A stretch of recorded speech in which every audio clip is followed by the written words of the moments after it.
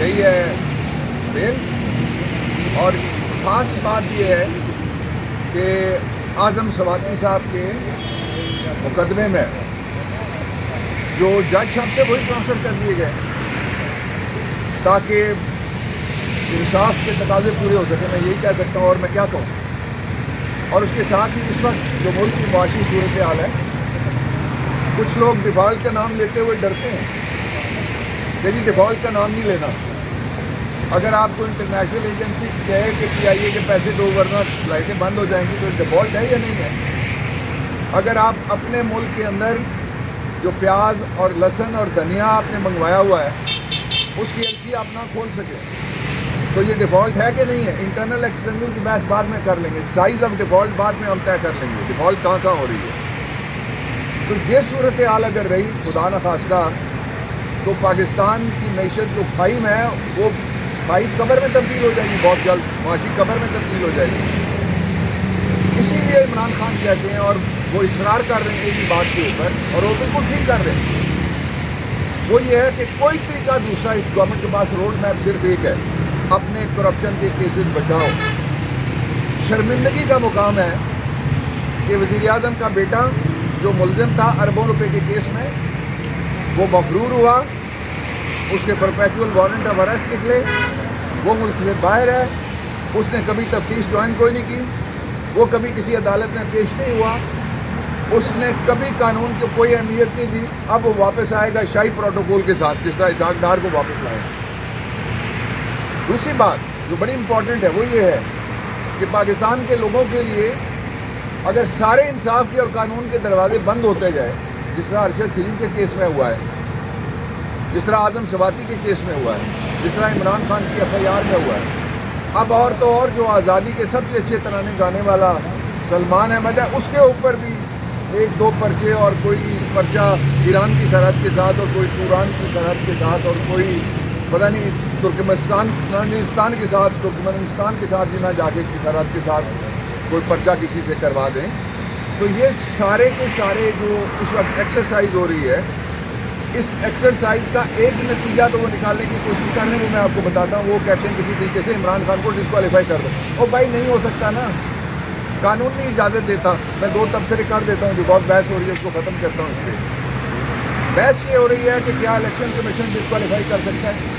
ताज़ा जजमेंट पढ़ लें जो वाडा केस में सुप्रीम कोर्ट ऑफ पाकिस्तान ने दी है, और उस जजमेंट का पैराग्राफ नंबर 2 और 3 पढ़ लें।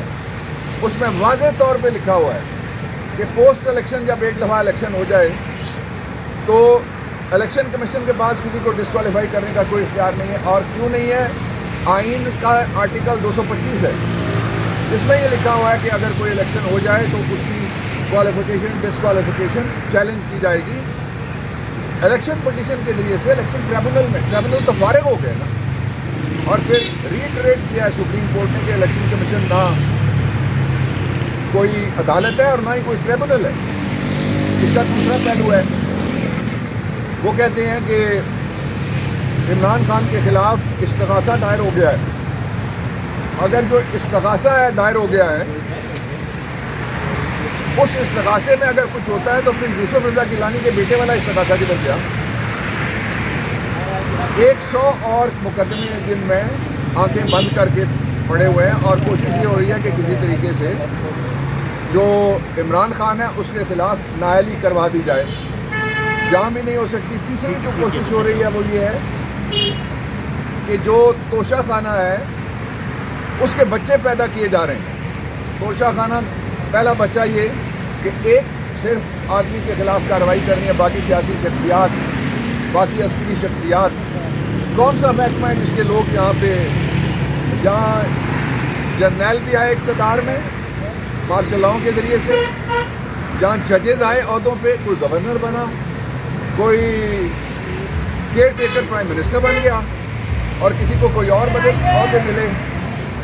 किसी और के बारे में जो उनके दौर में आया है कोई इन्वेस्टिगेशन नहीं हो रही, और एक आदमी की इन्वेस्टिगेशन कर रहे हैं।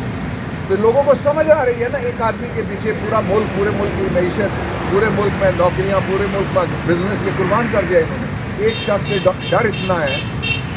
और जो इसका अगला पहलू है वो ये है کہ جو سارے کے سارے مقدمات ہیں ان میں صرف ایک ہی بات مشترک ہے. پہلا میں نے آپ کو بتا دیا بچہ یہ پیدا کیا گیا. دوسرا یہ کہ ڈسکوالیفائی کر دیں.